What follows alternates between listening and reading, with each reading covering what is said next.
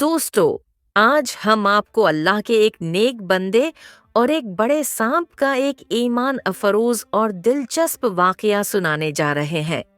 Video کو like کریں یا نہ کریں یہ آپ کی مرضی ہے، مگر اسے آخر تک توجہ سے ضرور دیکھیں۔ رمضان کا پہلا روزہ تھا۔ قاسم بابا اور ان کی بیوی حسینہ خاتون افطار کے لیے بیٹھے تھے، مگر دسترخوان پر صرف چند کھجوریں تھیں۔ اس کے باوجود انہوں نے کسی قسم کی شکایت کیے بغیر اللہ کا شکر ادا کیا اور افطار کے بعد عبادت میں مشغول ہو گئے۔ ان کا سادہ کھانا اور خالی دسترخوان کبھی ان کے ایمان کو کمزور نہ کر سکا۔ قاسم بابا ایک نیک دل انسان اور اللہ کے محبوب بندے تھے۔ وہ اور ان کی بیوی ایک ایسے گاؤں میں ہجرت کر کے آئے تھے جہاں سب کے سب غیر مسلم تھے۔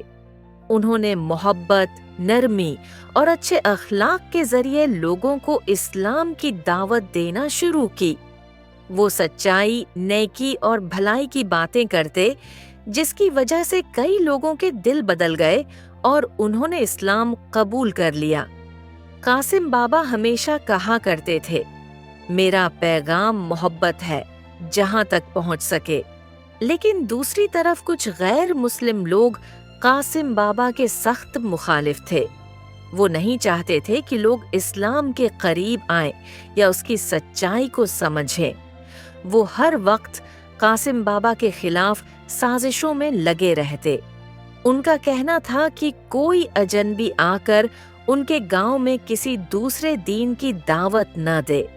اس کے باوجود قاسم بابا نے اپنا کام نہیں چھوڑا۔ اس گاؤں کے غیر مسلموں کی ایک رسم تھی کہ وہ ہر مہینے کی 13 تاریخ کو ایک بڑی آگ جلاتے اور اس کے گرد بیٹھ کر عبادت کرتے۔ ان کا ماننا تھا کہ یہ آگ پاک ہے اور ان کی دعائیں قبول کرتی ہے۔ یہ رسم ان کے آباء و اجداد کے زمانے سے چلی آ رہی تھی اور وہ 13 تاریخ کو خوش نصیبی کا دن سمجھتے تھے۔ قاسم بابا یہ سب کچھ دیکھتے تھے، مگر جانتے تھے کہ دین اسلام زبردستی یا جلد بازی سے نہیں پھیلا۔ اسی لیے وہ صبر اور حکمت سے کام لیتے۔ وہ نرمی سے لوگوں کو سمجھاتے کہ صرف اللہ کی عبادت کرو اور بے جان چیزوں سے مانگنا چھوڑ دو، مگر لوگ اپنی پرانی روایات چھوڑنے کو تیار نہ تھے۔ اس گاؤں کے ارد گرد ایک گھنا جنگل تھا جو جتنا خوبصورت تھا اتنا ہی خطرناک بھی، کیونکہ وہاں ہزاروں زہریلے سانپ رہتے تھے۔ کوئی بھی انسان اگر غلطی سے جنگل میں داخل ہو جاتا تو بچ نہ پاتا۔ اسی وجہ سے گاؤں والے وہاں جانے سے سخت پرہیز کرتے تھے۔ لیکن قاسم بابا اکثر اسی جنگل میں عبادت کے لیے جایا کرتے تھے۔ حیرت کی بات یہ تھی کہ سانپ ان پر حملہ نہیں کرتے تھے۔ اللہ تعالی نے انہیں ایک خاص کرامت عطا کی تھی کہ سانپوں کا زہر ان پر اثر نہیں کرتا تھا۔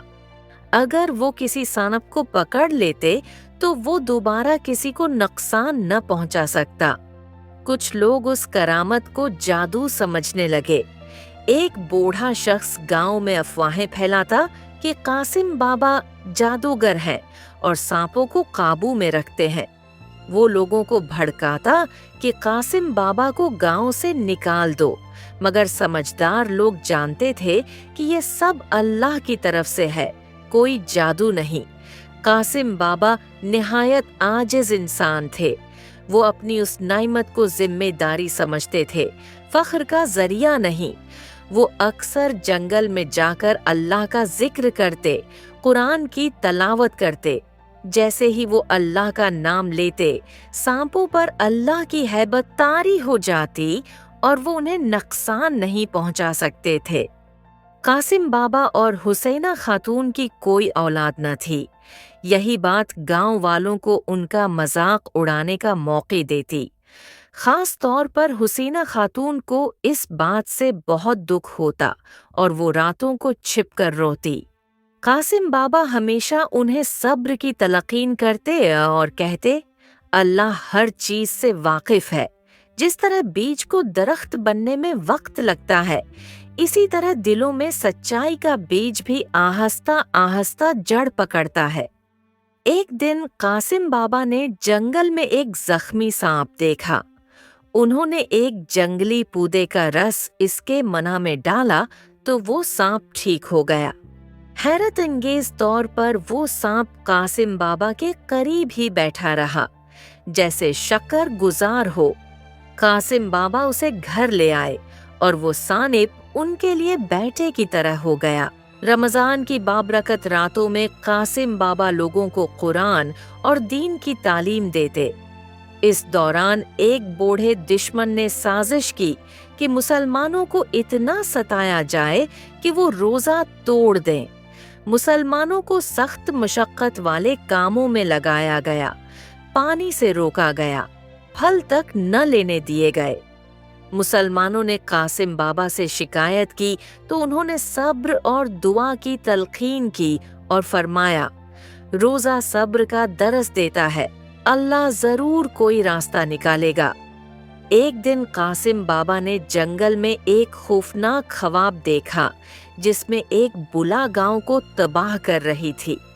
انہیں سمجھ آ گیا کہ یہ ایک اشارہ ہے۔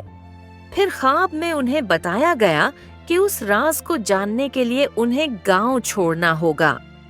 قاسم بابا نے حسینہ خاتون کو بتایا کہ انہیں سفر پر جانا ہے۔ 13 تاریخ کو وہ گاؤں چھوڑ کر روانہ ہو گئے۔ گاؤں والوں نے خوشی منائی اور آگ کی عبادت کی۔ ادھر قاسم بابا کئی دنوں کے سفر کے بعد ایک مسلمان گاؤں پہنچے جہاں ان کا شاندار استقبال ہوا۔ وہیں انہوں نے عبادت اور چلنا شروع کیا۔